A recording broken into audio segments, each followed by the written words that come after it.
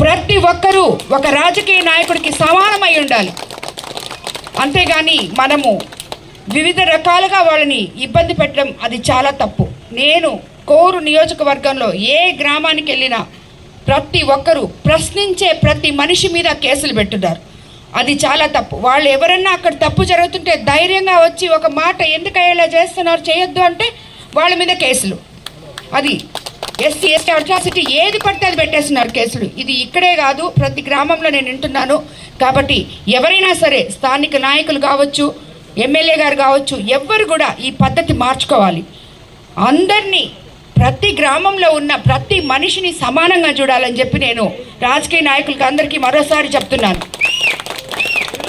మన ప్రభుత్వం అధికారంలోకి రాగానే మొదటగా పాత వంగళ్ళు ప్రజలపై అక్రమంగా బనాయించిన అట్రాసిటీ కేసులు మాఫీ చేయిస్తానని, అంతేకాకుండా మాజీ సీఎం చంద్రబాబు నాయుడు గారు బీసీ రక్షణ చట్టం అమల్లోకి తీసుకొచ్చి బీసీలకి రక్షణ కల్పిస్తామని మేనిఫెస్టోలో పెట్టారు. అది మీకు అందరికీ తెలిసే ఉంటుంది. వచ్చే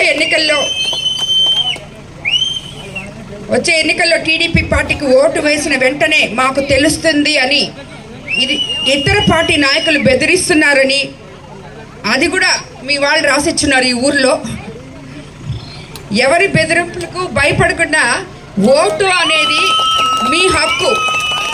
మీ రాబోయే రోజుల్లో 5 సంవత్సరాలు మీ భవిష్యత్తు, మీరు వేయబోయే ఓటు.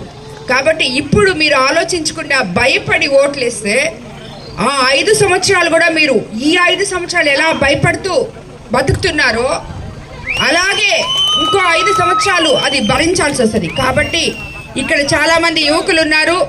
అందరూ ఆలోచించి మీ ఇంట్లో కూడా చెప్పి వాళ్ళని ఎడ్యుకేట్ చేసి ఓటు ఎంత విలువైందో చెప్పి, మీరు చదువుకున్నారు చాలామంది, వాళ్ళందరికీ వివరించి మరి వాళ్ళ ఓటు హక్కు వాళ్ళు వినియోగించుకునేటట్టు మీరందరూ యువత ముందుకొచ్చి గ్రామాన్ని నడిపించాలని, మీరే రాబోయే రోజుల్లో యువతే గ్రామాలకి భవిష్యత్ అని మీకు అందరికీ చెప్తున్నాను.